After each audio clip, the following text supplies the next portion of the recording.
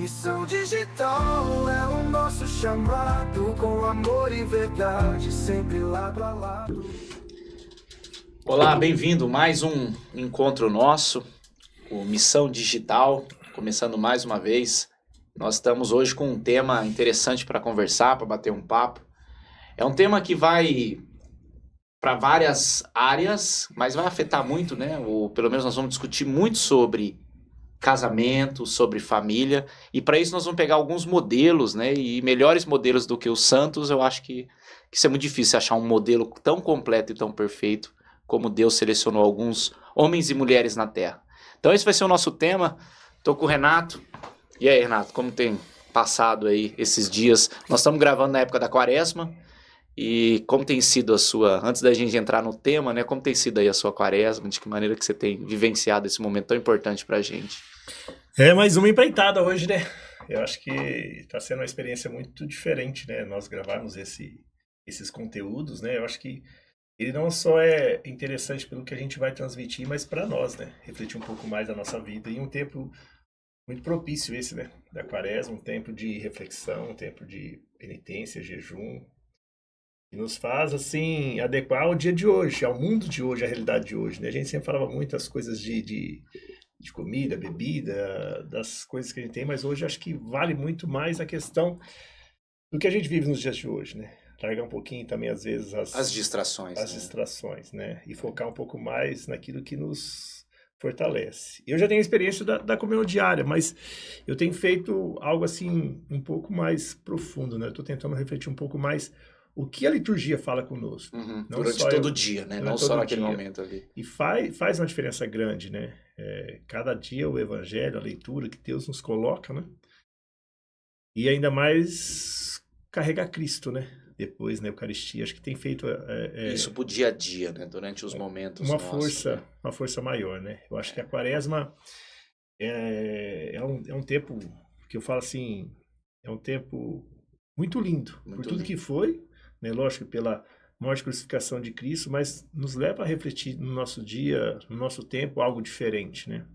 É um Parece que chamado. muda, né? Parece que muda, tudo Exato. muda, né? É um chamado que pode ser só um chamado burocrático, né? Para algumas pessoas, é o tempo da Quaresma, né? A igreja está propondo alguma coisa. Mas quando você concentra e vê o quanto que ele é transformador, né? É um período que ajuda a gente a refletir, né? Onde estão as nossas distrações, né?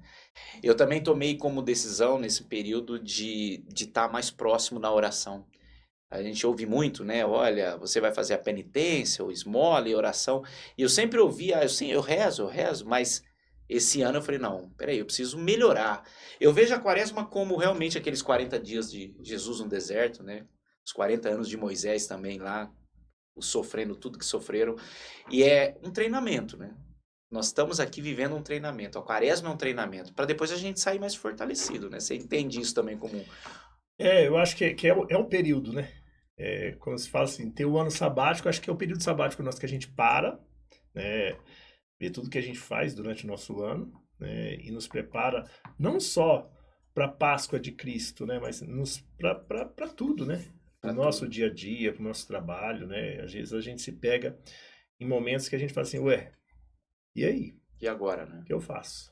Né? Então, acho que é um tempo favorável a isso, né? E eu vou fazer uma conexão com o tema, né, do encontro nosso, até com a Quaresma, porque a Quaresma transmite para nós, né, quando você se aprofunda na leitura e analisa, um momento de sacrifício, né? Então, é muito enfatizado, né, o que vai acontecer com Jesus. Então, assim, todo sacrifício que Jesus vai passar, e nós vamos vivenciar isso, né, na Semana Santa. E hoje o sacrifício é algo que está sendo muito pouco valorizado, às vezes, pela sociedade moderna, inclusive em diferentes segmentos. Então, por exemplo, me assustou, eu peguei um tempo atrás para ver uns dados sobre casamentos no Brasil. Não sei se foi 2022 ou 2023 exatamente, mas para cada um casamento, judicialmente foram efetuados ou realizados 2 divórcios. Então, é um número que assusta quando você vê, né? Ou seja, as pessoas estão cada vez mais deixando o matrimônio, né, muito solto, muito livre e quebrando esse pacto, né, que é o matrimônio. Ao mesmo tempo, você vê muito assim a falta de valorização também da constituição família, né? Hoje a sociedade não tem transmitido a importância de uma família para a sociedade. Ou seja, o quanto é importante você constituir a sua família. Então, diante desses dois pontos, assim, né, modelos de casamento, né, ou modelos de homem num casamento, ou de mulheres num casamento, e modelos de pai, gestor da casa, ou gestora da casa, né, a mulher gestora, eu gostaria de introduzir esse tema com você e discutir isso, e eu vou pegar dois santos para ao longo dessa conversa nossa aqui a gente bater papo. Primeiro, vamos começar, talvez com o mais próximo de modelo de homem, né? Vou dar o nome e você vai falar um pouquinho a sua relação, a sua experiência, de que maneira que você enxerga. Modelo de homem, modelo de gestor da casa, modelo de marido. São José. Quem é São José para você? Olha, que é interessante quando a gente fala de José, não só pela forma que ele se postou sempre com as coisas, mas eu penso muito nele daquele homem antigo, né? É um homem mais assim, a gente vê ele, né? Nossa Senhora era bem mais nova que ele, Maria era bem mais nova que ele, e vejo ele como um homem mais daquele mais bruto, né? E eu me identifico muito com isso, não que seja a minha brutalidade, né? Mas de eu sempre trabalhei em serviço pesado, né? Sempre, né, a sequência do meu pai, né? E eu vejo isso que eu me identifico muito nessa parte, né? Então, eu acho que acredito que em tempos modernos hoje, né? A gente vê tantas coisas, né? Tantas profissões, né? E São José, eu acho que devia ser um cara, ao mesmo tempo, muito sábio, Uhum. mas um cara que deve ter passado uns perrengues legal, né? Porque até na missa de quarta-feira de São José, o padre Tiago falava assim, cara, imagina o que José ouviu dos amigos. Olha lá, ó. Quem que é o filho? Né? E isso a gente coloca, se hoje a gente já pensando assim, já dá um bafafá danado, imagina naquela época. Né? Sim. Imagina o que ele deve ter ouvido falar. Eu acho interessante esse ponto aí, até já que você colocou sobre a reação de São José. Então, quando você lê o Evangelho, né? Você interpreta ali o Evangelho, principalmente São Mateus, né? Você olha ali e fala, qual foi? Por que ele reagiu daquela maneira? Então, de repente, ele fala, ele ouviu de Nossa Senhora, viu aquela situação e falou, eu me afasto. Separou-se em silêncio, né? Então, nos trechos bíblicos, né, no Evangelho, a gente vê que ele realmente saiu de cena e só tomou decisão depois. E eu achei interessante porque nos estudos dos santos padres, né, os doutores da igreja, você reconhece três grandes teorias que eles consideram a respeito dessa reação de São José. Eu até queria compartilhar com você. A primeira é de fato essa mais natural da gente pensar, que era o que ele ficou em dúvida. Ele falou, peraí, será que... Indignado, né? Será que ela me traiu? Será que Maria, né, foi capaz? Então essa é uma teoria também discutida, né?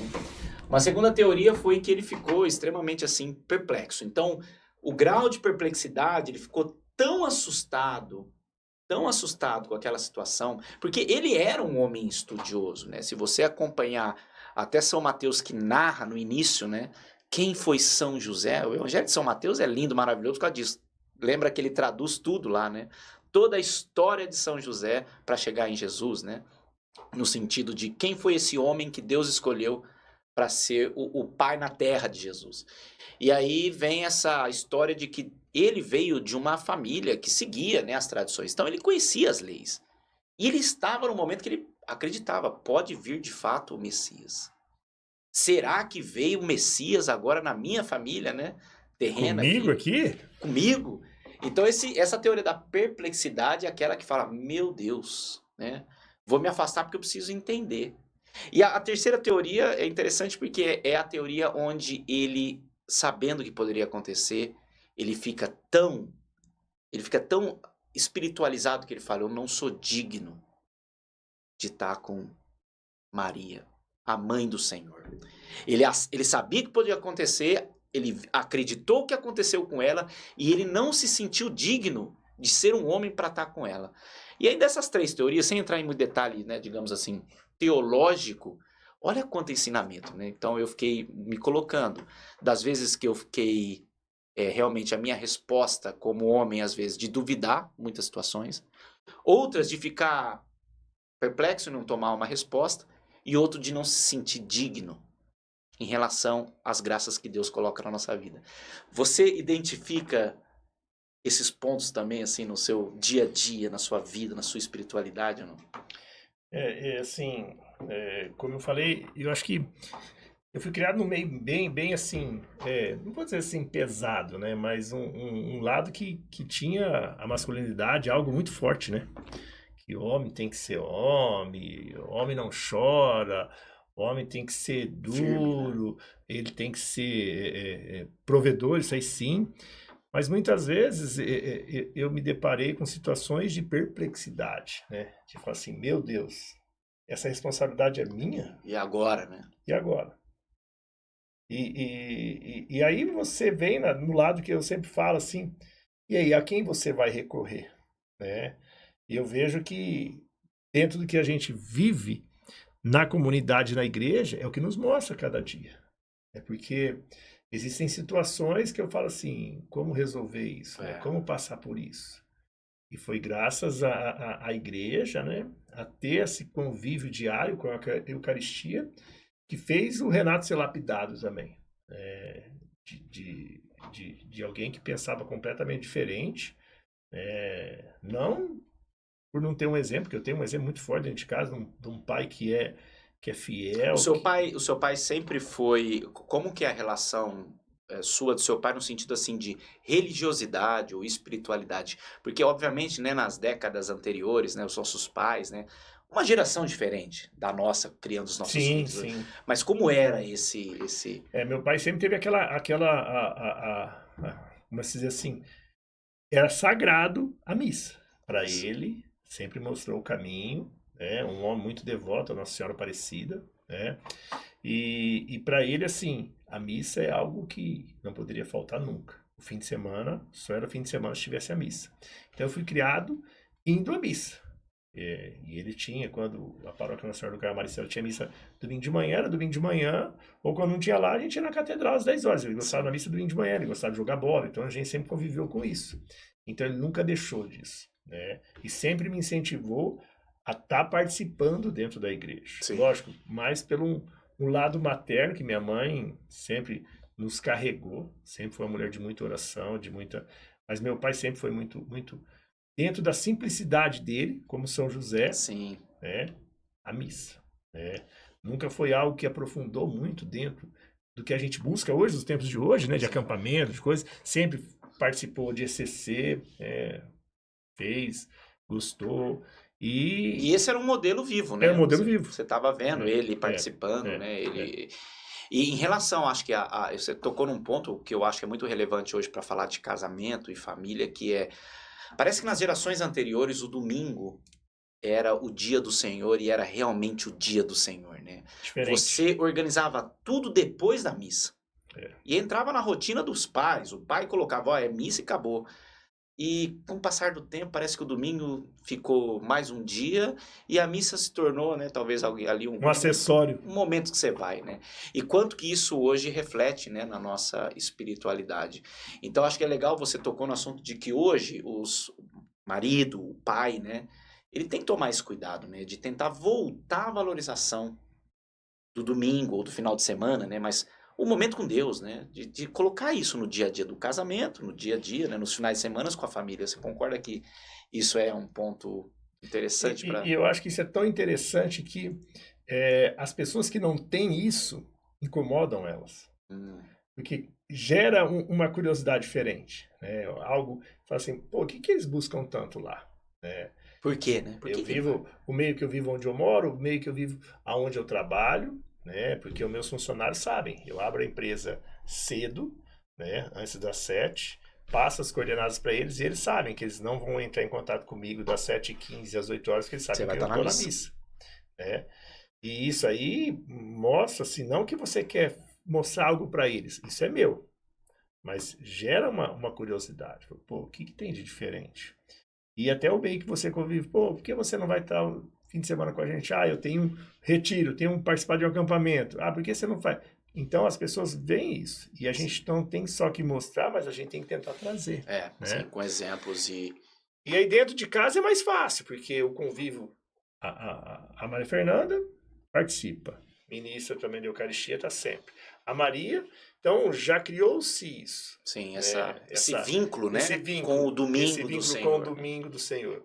Então, é aquilo. Eu aprendi isso muito novo no grupo de jovens que tinha, na Maristela, que eu falava assim, como que eu vou preparar o meu fim de semana? Não é onde eu vou sair, é a missa que eu vou e depois vem as outras coisas. Isso aí foi desde o início, que meu pai também já falava isso, nós temos que jogar bola domingo cedo, então nós vamos na missa de sábado à noite, nós vamos na missa de domingo à noite. Sim, porque a missa era o principal. Era o principal. Então isso aí já foi algo que eu cresci com isso. Tá. E eu mostro para Maria a mesma coisa. Né? Então assim, isso já gera esse vínculo. Né? Mas você obriga? É aquilo que a gente fala. De início eu mostrei para ela. Sim, que precisa ir. Que precisa ir. Sim. Agora, para ela... Se tornou natural. Né? É. Então, eu acho que assim, quando a gente fala assim, mas você tem que deixar seu filho livre. Eu falo, não. É uma coisa que eu aprendi, que não tem que ser livre, não. Ele tem que primeiro participar... Entender, né? E aí depois ele vai amadurecendo. Né? Aí sim ele vai entender o que é isso. Então, é lógico que a gente tem que tomar muito cuidado com a forma que a gente... equilíbrio, né? Mas é muito natural, né? É muito natural. O ponto interessante dessa passagem de São José, né? Que eu não sei qual que é o que passou exatamente na cabeça dele, mas quando a gente começa a pôr na prática, tudo bem, se foi a dúvida, como muitas vezes a gente tem várias dúvidas sobre a nossa espiritualidade, né? Então, às vezes, surgem momentos, né, de dificuldade, você duvida, olha, mas é isso mesmo, Senhor, que eu tenho que passar? Se foi a dúvida, se foi a perplexidade, ou se foi aquele recuar porque eu não sou digno, o que eu aprendi ali dessa passagem, que eu tento carregar para minha vida eu vou ter vários momentos, como marido, como pai, como cristão, de dúvidas, vou ficar perplexo por várias situações que vão acontecer, não vou me sentir digno, mas São José ensinou. Qual foi, para mim, né, a grande graça que ele ensina para nós? Foi que ele não tomou uma decisão imediata. Ele não chegou, ouviu e falou, tchau, Maria, você agora não é mais a minha esposa. Ou Maria, eu agora não posso ficar perto de você porque eu não sou digno. Não. Ele se afasta. E nesse momento dele se afastar, imagine o quanto que ele deve ter jogado aberto com Deus. E o mais bonito para mim é que aí vem um lance interessante com o anjo. Porque é o anjo que vem trazer a resposta para ele. Então eu sempre olho essa passagem e falo, nos momentos difíceis, nos momentos de dúvidas, nos momentos críticos, eu preciso me afastar para rezar. Eu preciso me afastar para ouvir o que Deus quer. E eu preciso me aproximar do que Deus gostaria. E pedir até para o meu anjo da guarda, olha, me ajude, porque eu estou precisando. Então essa relação São José e anjos, né, para mim eu acho maravilhosa. A gente tem muita a cultura de só rezar o Santo Anjo para as crianças, né, porque é uma oração que parece tão simples. Mas quando você se aprofunda nos diálogos dos anjos na Bíblia, você pega esse São José e fala, foi o anjo que mostrou para ele, Maria está esperando um filho de Deus. Então, essa relação de se afastar, pensar um pouco, e pedir para os anjos, né? Pedir principalmente para o anjo da guarda. Eu acho que isso é muito válido, né? A gente, às vezes, como homem, faz as coisas atropelando. Como que você, quando está diante de uma situação difícil, como que é a sua maneira de reagir, assim? Mais uma vez eu falo que o meu momento muito pessoal, lógico que é na Eucaristia. Mas o meu momento que eu gosto de ficar é aquilo que você falou, assim, de estar o meu tempo depois da Eucaristia, carro, sozinho, no meu momento de oração, de ouvir isso. E eu acho que essa questão do anjo, ele fala de diversas formas com a gente, né? Muitas vezes a gente imagina o anjo vindo como para São José num sonho. Com asas, né? Aparecendo assim como algo muito místico. Mas ele vem de uma forma muito leve, né? Às vezes através de uma homilia, né? Às vezes através até daquele amigo dentro da igreja e até fora da igreja. Sim. Né? Que ele fala com a gente. Né?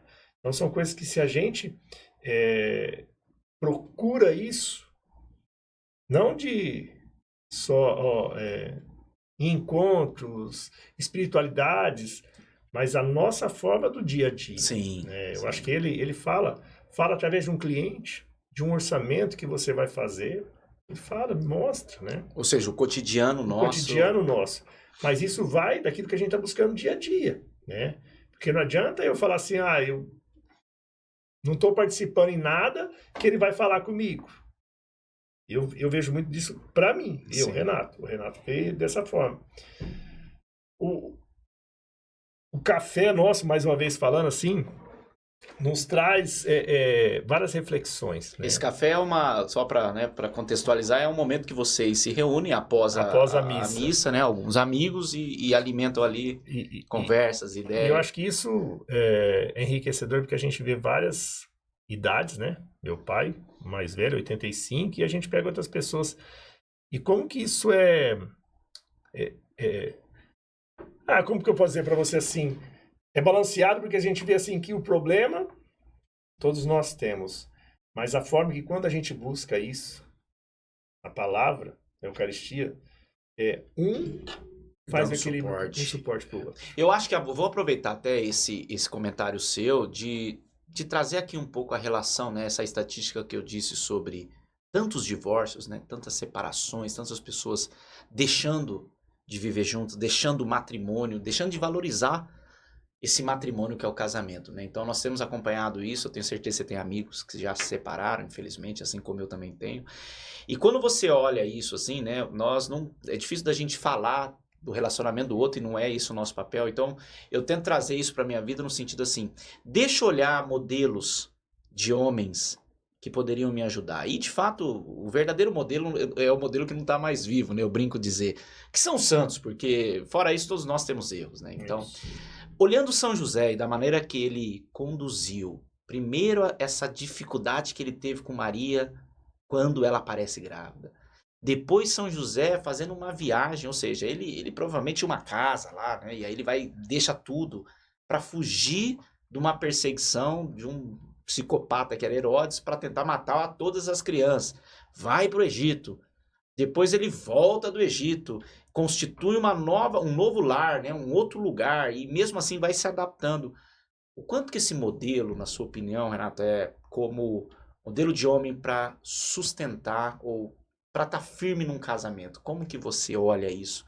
Falando hoje realmente a nível de casamento, relacionamento. Eu já falo até com uma pergunta assim, né? Para você já falou de São José. Você acha que São José não teve vontade de largar? Você não teve, eu não tive? Sim. Quem não teve? Só que aí, o que a gente fala assim, a questão da base, né? Da família e a base de encontrar a referência, né? Quando a gente fala de referência mais próxima, eu tenho muito meu pai, mas dentro do santo, São José. São José passou por essa dúvida muito grande. E todos nós temos as nossas dúvidas também, né? Só que o que a gente procura? A gente vê no dia a dia. A gente participa de vários grupos, né? Eu tenho grupos que a pornografia, a zoeira, o homem tem que mostrar que ele é homem tendo isso. E que é muito mais vergonhoso o cara falar assim, você vê isso? Eu falo, não, eu não quero isso para minha vida. Sou santo? Não. Já participei de ver várias coisas? Sim, quem nunca? Só que a gente tem que buscar no dia a dia falar ou não para isso. E procurar aquilo, né? Dizer, não quero. Mas ao mesmo tempo a gente não pode se afastar deles, dessa turma. Por quê? Porque se a nossa missão é evangelizar, é estar à frente, a gente tem que estar no dia a dia com todos, porque a gente não consegue viver só dentro da igreja. Sim. Mas a gente tem que ser, não exemplo, mas a gente tem que ser cristão. E o cristão, ele é em todo lugar. E aí, dentro do casamento, a gente vive assim que é uma busca diária, né? Eu falo assim que eu e a Maria Fernanda passamos por um período bem difícil, né? A criação dos filhos, né? A Maria pequena, né? A mulher tem os motivos dela. Sim. O homem começa a ver alguma coisa, fala, pô, só tem atenção para ela, né? E aí você falou, opa, peraí. E aonde que eu encontrei esse refúgio? Não só na igreja, não só na missa, na comunhão diária, mas em várias coisas. Por exemplo, nós fizemos o acampamento de casais, que foi algo muito diferente. Ah, mas o acampamento é mais um? Não, é o acampamento que a gente faz. É um período que, mais uma vez, Deus fala assim, ó, esse é o momento de vocês estarem lá. Até resgatarem, né? O tempo de vocês, isso. Né? E aí não só o fazer, o trabalhar, o servir. Cara, nós tivemos muitas experiências, né? Nós fomos líderes, né? Padrinhos, que falam acampamento de casais, e quanto foi enriquecedor o convívio com outros casais, Sim. né? E mais uma vez, Deus fala assim, você não está sendo só ali algo para eles, você está indo buscar algo para você. E o nosso casamento se fortaleceu com o acampamento de casais e também com o ECC, Sim, né? sim. Você lê um documento, a gente fala que é um documento da igreja, o ECC, algo tão, às vezes as pessoas falam tão engessado, mas tão enriquecedor. Ou seja, a própria igreja, né, ela nos oferece caminhos para quem está ouvindo, quem está vendo a gente aqui, e casamentos, às vezes, passando por um momento difícil, né, uma situação complicada.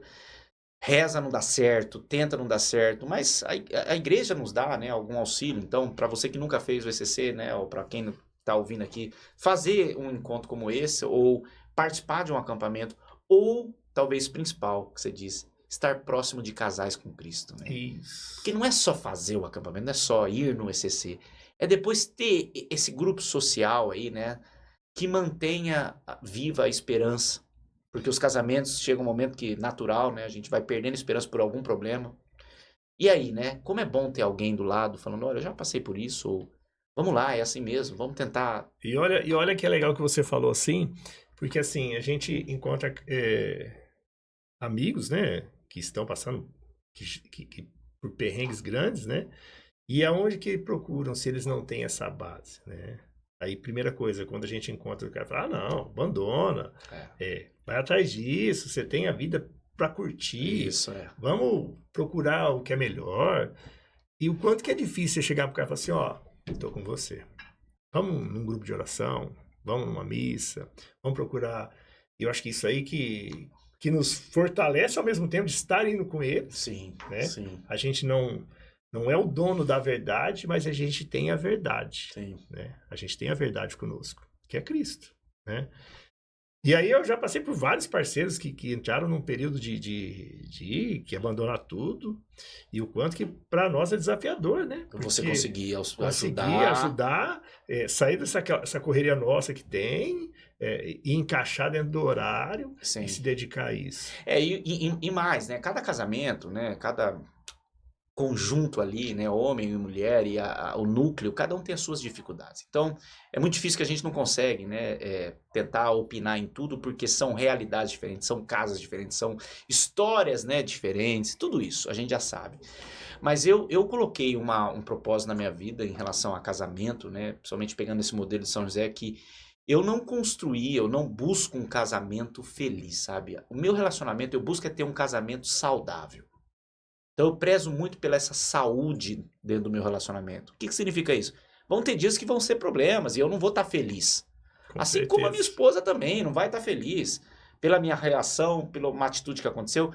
Mas se nós somos, né, se nós buscamos essa saúde espiritual, emocional, é mais fácil depois a reconciliação. Então eu tenho buscado muito isso, que meu casamento seja um casamento saudável. Porque eu não acredito em casamento perfeito, né? A não ser de Maria e São José, mas eu não tenho, a perfeição não está aqui na Terra. Então eu busco muito esse casamento saudável. E como a gente tem visto as pessoas deixando os casamentos ficarem muito doentes, né? Você concorda, assim? No nosso dia a dia, quando a gente enxerga, parece que é fácil a gente ficar doente dentro de um casamento, né? Eu acho que vem até aquela pergunta, né? Que a gente vê nos dias de hoje, né? As pessoas falam assim, você tá na piscina gelada e fala, entra, né? Eu acho que é muito pelo contrário, né? Eu acho que esse é o nosso desafio. Não só de entender que não é algo que a gente vê em contos de fada, em novelas, né? Que eu sempre falo isso, né? Que o casamento, ele é um propósito, é um sacramento, né? É um pacto, né? É um pacto, né? Mas ele é dia a dia, né? Não tem como você achar que vai ser algo que você vê pelos outros, né? E você vai colocar para a sua vida da mesma forma. Sim. Cada um tem a sua particularidade. Não existe uma cartilha, né? Mas existe, sim, coisas que nos faz cada vez mais crescer dentro do casamento, né?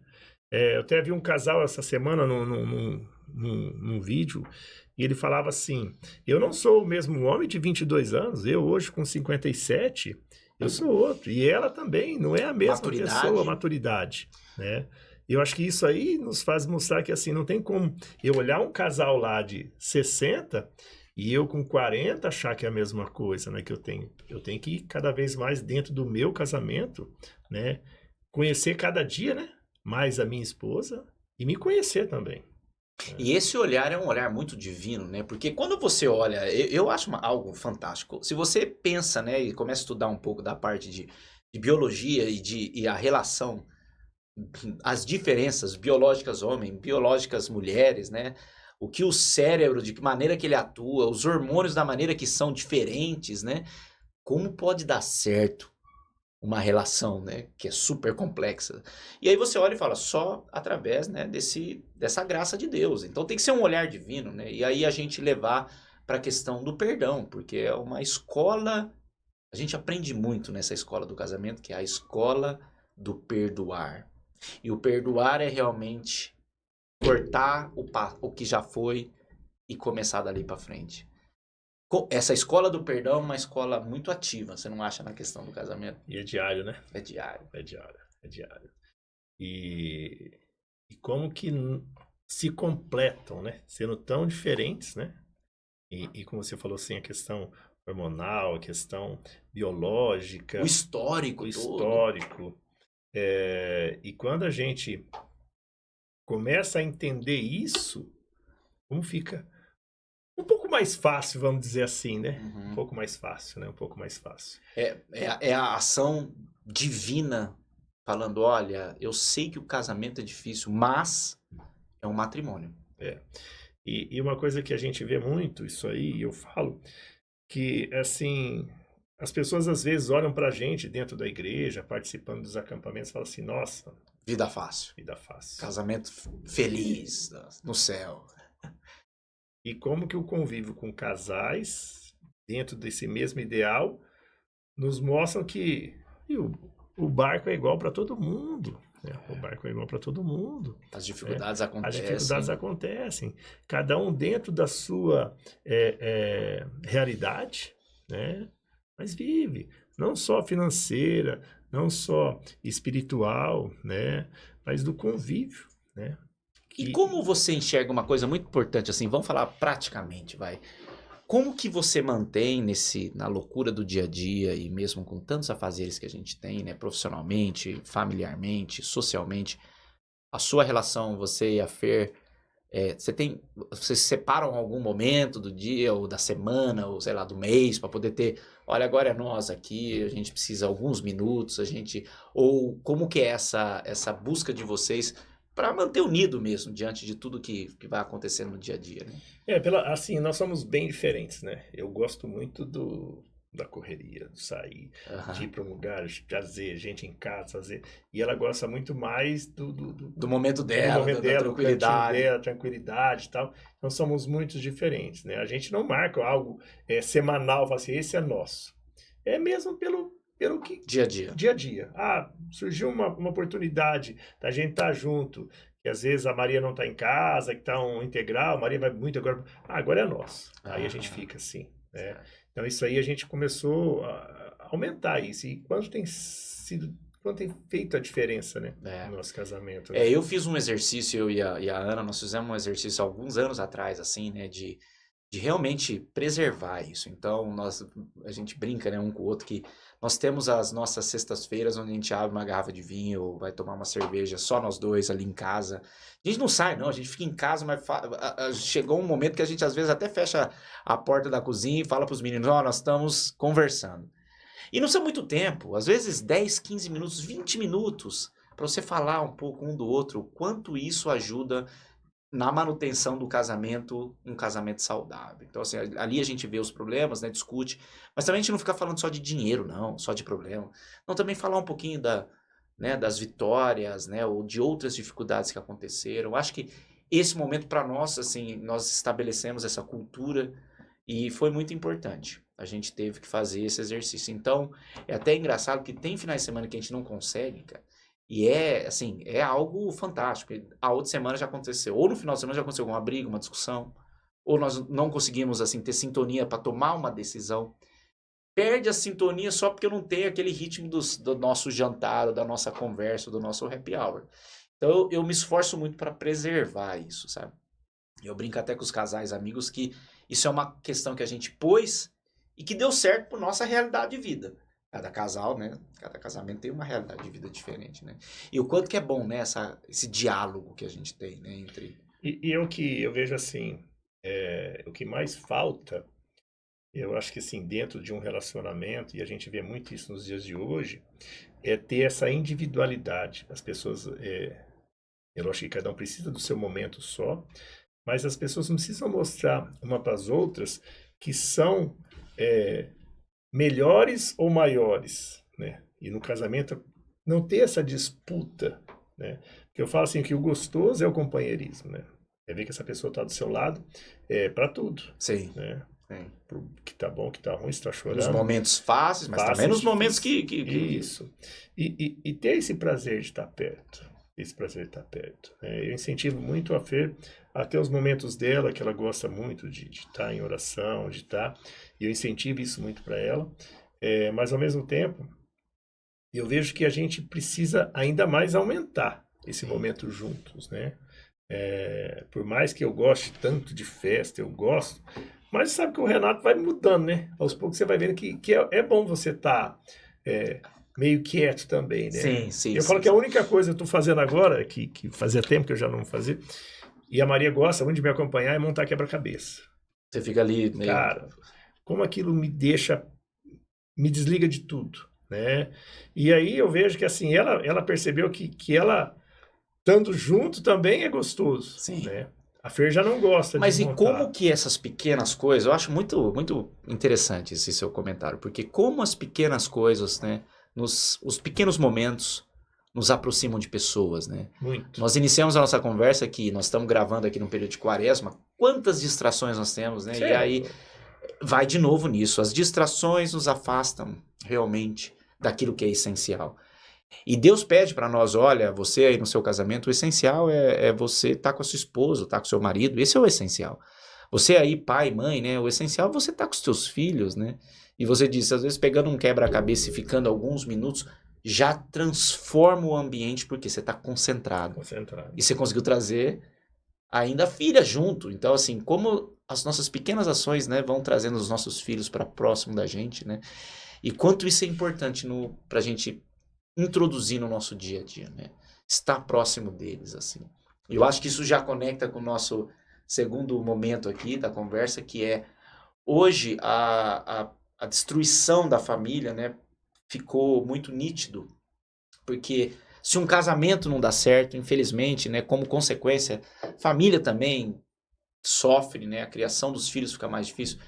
E como hoje a sociedade não tem esquecido um pouco dessa valorização, né? Então, como que você enxerga, vamos pensar de novo, né? Nosso modelo São José, ele tendo que direcionar uma família, né? Imagine as dificuldades que foram naquele momento. Mas podemos trazer para nós aqui, né? Como que você vê hoje as dificuldades? Criação de filhos, estar próximo, espiritualidade, religião, dia a dia, sociedade. Como é a sua busca para manter uma família firme e unida? Eu assisti agora recentemente aquela série Adolescência, não sei se você assistiu já. Que tá agora em alta na Netflix, em alta, né? E aí, assim, me traz duas coisas que eu vejo muito, me preocupa, né? De uma forma muito... A questão dessa informação que os nossos jovens, nossas crianças têm hoje.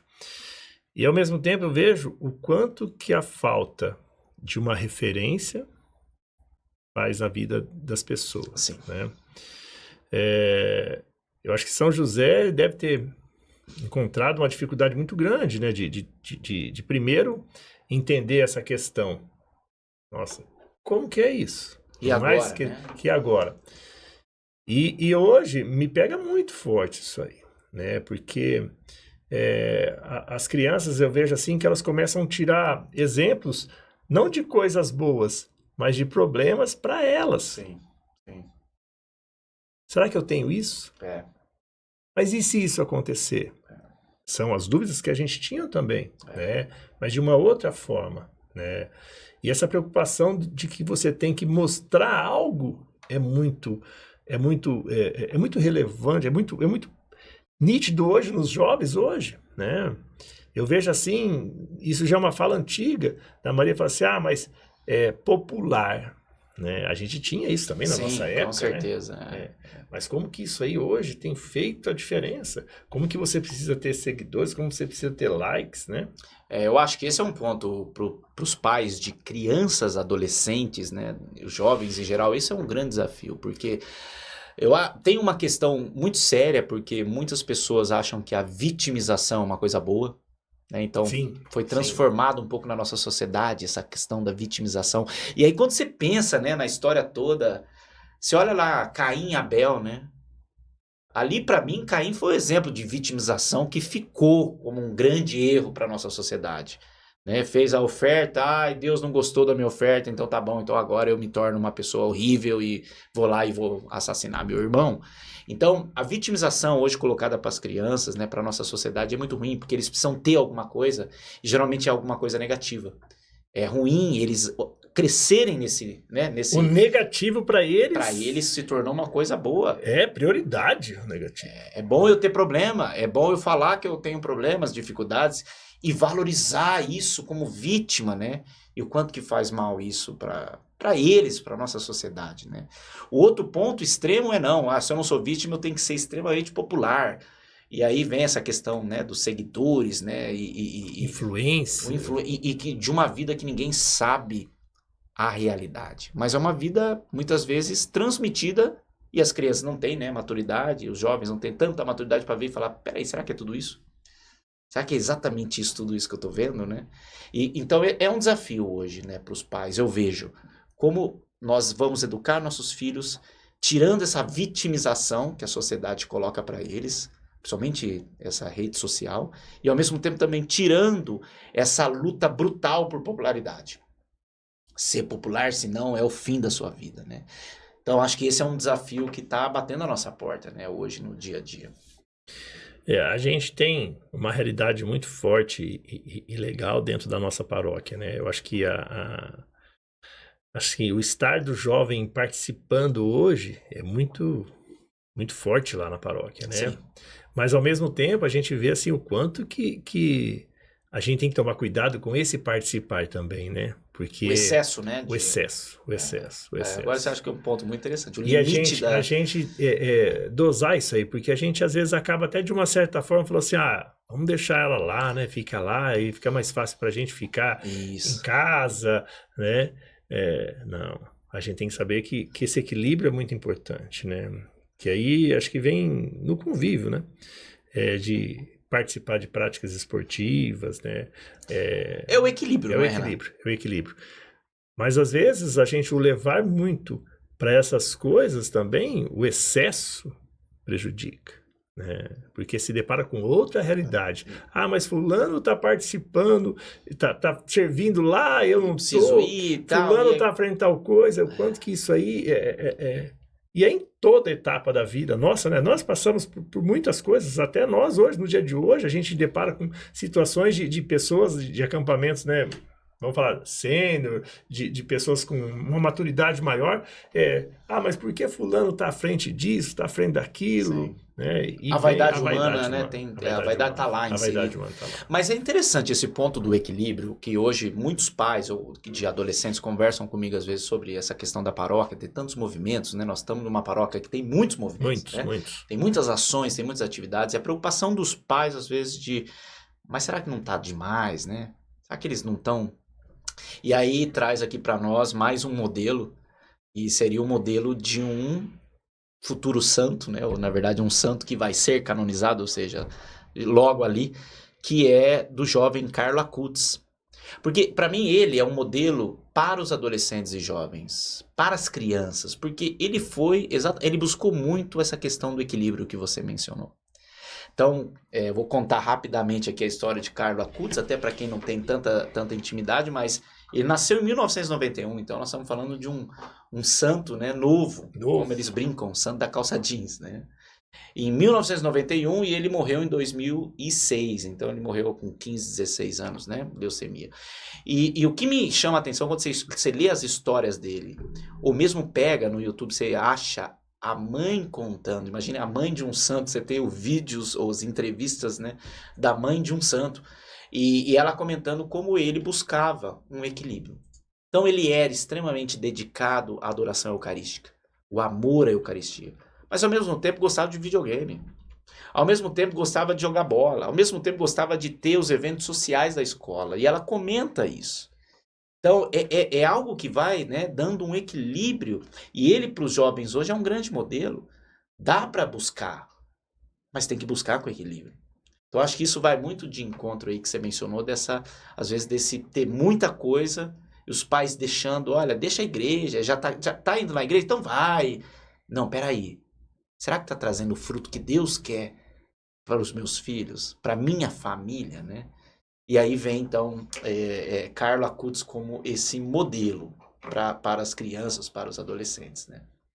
E você vê assim, o que ele mexeu com essa febre que a gente tem hoje, que é a rede social, né? Ele, de uma certa forma, quantas coisas que a gente vê no YouTube dele, né? Quantas coisas, experiências que ele teve de mostrar. E aí, assim, isso a gente consegue mostrar, pelo menos eu vejo assim, a Maria, ela é apaixonada, né? Ela é... Na história dele. Na história dele. E o quanto que isso é gostoso de ver, né? Porque é o modelo próximo deles, né? Não é? Ninguém tá falando de Santo Agostinho. Não. Ninguém tá falando de Santo Tomás de Aquino com aquele brilho todo dele de inteligência. Não, estamos falando de algo para as crianças mais próximo, né? Então achei legal. Ela acompanha. Ela leu, já tem livros e quanto que ela se inspira nisso, né? Então, de certa forma, a gente... ela que me deu essa curiosidade de conhecer Carlos Acutis. Eu tenho ouvido muita história de pais que falam assim, olha, eu não sabia desse santo jovem aí, meu filho me contou, minha filha me contou. E para eles é uma proximidade, né? Enquanto a gente pega São José lá atrás, que para mim parece que é muito próximo, ela tem essa proximidade, né? Eu acho que isso é uma graça, né, da nossa religião, da nossa igreja, que olha, todos os santos viveram como você vive, como eu vivo. Mas eles não desistiram e lutaram por um propósito muito maior que às vezes os propósitos que nós temos. Quando o jovem ou adolescente entende isso e olha para Carlo Acutis e diz, olha, ele conseguiu viver. Você mencionou muito bem, né? Ele era um designer de web, né? De plataformas da internet. É curioso que ele nasceu em 1991, foi quando foi criado o www. Então, Deus preparou ali aquele momento, realmente o tempo era um tempo apropriado. E ele começou a tirar fotos de adorações eucarísticas e ele formou ali, depois um site onde ele colocou ali histórias de milagres eucarísticos. Ele é um grande fundador de contar as histórias dos milagres eucarísticos. E hoje no mundo é colocado aí, às vezes o site dele está traduzido em várias línguas, né? Onde ele conta vários milagres que aconteceram que ele estudou. Então eu achei muito bonito que ele trouxe o conhecimento da web para modernizar um conteúdo que era sobre os milagres eucarísticos. Isso aproxima o jovem, né? Porque ele usou a internet, ele estava conectado. Mas acima de tudo ele estava conectado primeiro com Deus, né? Como hoje, infelizmente, a nossa correria, a distração, a gente se conecta com a rede social, e pro adolescente é muito crítico isso, né? Conecta demais com a vida social dos outros e às vezes esquece de conectar com a essência que é Deus, né? Então, isso eu acho que o Carlo Acutis é um exemplo e um modelo para eles, né? Para os nossos jovens. E a grande pergunta até que eu faço, você, por ser um professor que está à frente de tantas coisas assim, o que fazer, né? O que fazer diante disso?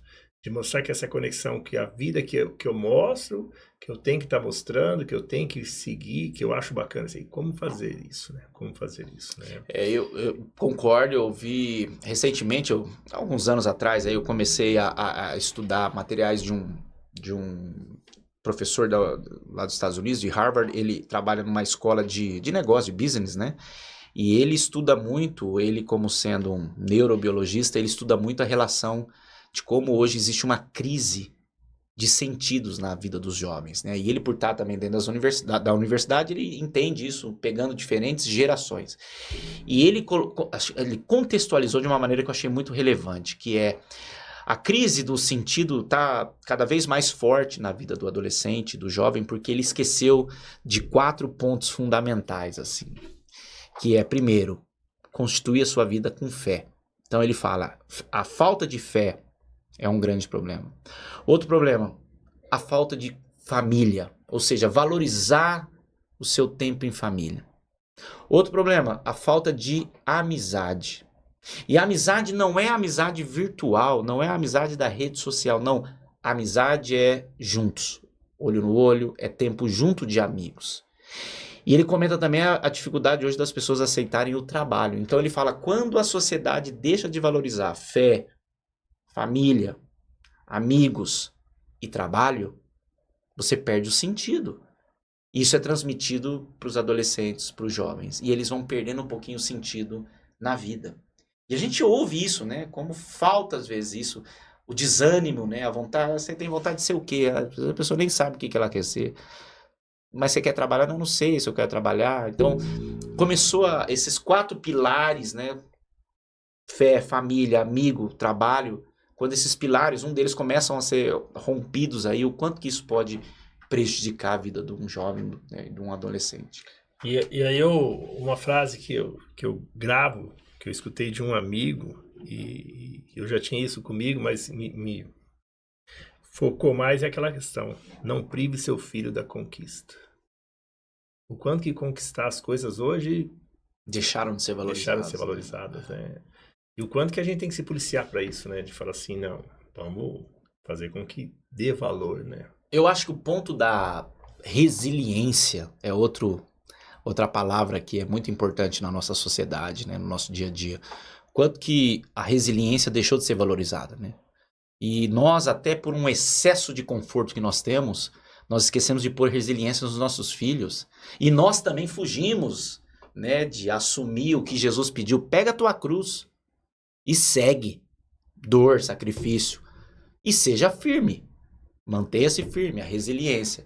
E aí, de novo, o modelo do Carlo Acutis é maravilhoso, porque ele viveu até o final da vida dele, quando ele, diagnóstico de câncer, ele viveu até o final da vida dele seguindo Cristo, sem duvidar. E eu ouvi alguns relatos ali das pessoas que cuidaram dele no hospital, nos últimos dias, né? E ele sempre falava a mesma coisa, tô bem, tudo jóia. Não tinha murmuração, não tinha reclamação. E ele dizia, não, eu vou chegar onde eu quero chegar, que é o céu. E aquilo de ser resiliente, mesmo numa doença tão grave que foi aquele momento do diagnóstico de câncer, né? Então, para os nossos filhos, né, para as nossas crianças aí, o quanto que é bom ter modelos de resiliência? Você concorda que isso hoje é um ponto também importante? Né? Eu acho que, assim, mais do que importante é eles verem, assim, que nem tudo dá certo, né? Nem tudo dá certo. Aliás, a vida foi feita para acontecerem fatos que não dão certo, né? Pra gente crescer. E isso, eu falo assim, até eu comentava com uma pessoa ontem, que às vezes a gente fica criando reizinhos e rainhas, né? Dentro da casa, né? Da gente, né? E o quanto que é gostoso a gente ver que às vezes um não faz uma diferença muito grande, né? Aí a gente começa a procurar muitas coisas, né? Mas a resposta está ali na nossa frente. É mostrar que a vida como ela é, né? Sim. Eu acho que isso é interessante, né? E quando você ouve, assim, os especialistas, eu gosto muito de ouvir especialistas em crianças, né? Da maneira que o cérebro da criança vai se desenvolvendo. E você ouve eles dizendo, olha, quanto que o limite é bom. Por mais que doa, por mais que é difícil pro pai e pra mãe, mas o limite é bom pra criança, né? Muito. E isso fortalece, isso é o que vai fazer eles entenderem que nem tudo dá certo, que existem regras, né? Você vê os jovens, as crianças adoram jogos, né? Principalmente homem, menino, gosta muito, porque tem regra. Imagina você vai começar um jogo lá que não tem regra nenhuma. Não prenderia eles. Posso fazer qualquer coisa. A regra é importante. Então, para nós, né, que estamos aqui nesse, digamos, no mundo, numa sociedade que às vezes a regra não é mais tão valorizada, Você faz o que você quer, faz pro seu bem, não sofra tanto, busca o prazer, né? Fuja da dor, sabe aquela história, né? Que é a cabeça, busca o prazer, Seja feliz. foge da dor e seja feliz, né? O quanto isso não é verdade, porque o dia a dia a gente acompanha, não é assim. Então, se você pudesse agora, até porque nós estamos chegando aí no nosso tempo de conclusão, né? Se fosse falar assim, não que nós somos, né, como nós dissemos aqui, meu casamento, minha família, não é modelo para ninguém. Com certeza. É uma luta diária, eu tenho certeza que você também tem essa consciência. Mas assim, se fosse para a gente dar dicas, né? Diante daquilo que a gente tem vivido dentro de uma paróquia, dentro de uma, né, de uma comunidade, nos grupos que você tem convivido. Primeiro, como marido hoje, né? O que você busca em você que seriam dicas para os maridos que estão nos ouvindo e vendo? E também como pai, né? Diante das dificuldades que você tem, que eu tenho, né? Então, o que você acha, assim, mais do ponto de vista prático, assim, que são pontos e ações importantes? Eu acho que, assim, a coisa que mudou muito para mim, que fez toda a diferença, é não propagar algo, principalmente nas redes sociais, que não acrescenta no meu casamento. Eu não quero que acrescente no casamento das outras pessoas. Isso é interessante. Isso aí eu falo assim que é difícil. É uma luta diária, né, que a gente tem. Eu gosto de procurar muitas coisas assim que me atraem, assim, questão de carro, futebol, tal. Então são coisas que é para mim. Conteúdos que não vão te fazer mal. Que não vão me fazer mal. E aquilo que me faz mal, eu nem abro. E eu não passo isso à frente. Porque para eu primeiro entender, mostrar que eu sou o homem, eu não preciso mostrar nada disso para as pessoas. Sim. Eu falo que para eu mostrar que eu sou homem, eu tenho que mostrar às vezes que eu sou tão fraco quanto. Né? Eu acho que isso é interessante. Mas mostrar que eu sou muito forte em Cristo. Sim. E isso é a minha força diária. O Renato, ele tropica todo dia. Né? Cai, né? Mas sempre levantando, segurando a mão dele. Porque ele tem feito essa diferença na minha vida. Eu falo que, mais uma vez, se não fosse a comunidade, se não fosse a Eucaristia diária, eu não estaria aqui hoje falando, a gente colocando a nossa cara aqui para falar assim desse Cristo que muda nossas vidas. Sim. Eu não estaria aqui hoje. Ninguém está falando que nós somos perfeitos, né? Pelo contrário, né? A imperfeição é explícita. Não. Mas a busca A busca E a questão de ser pai é assim, a gente não procurar referências de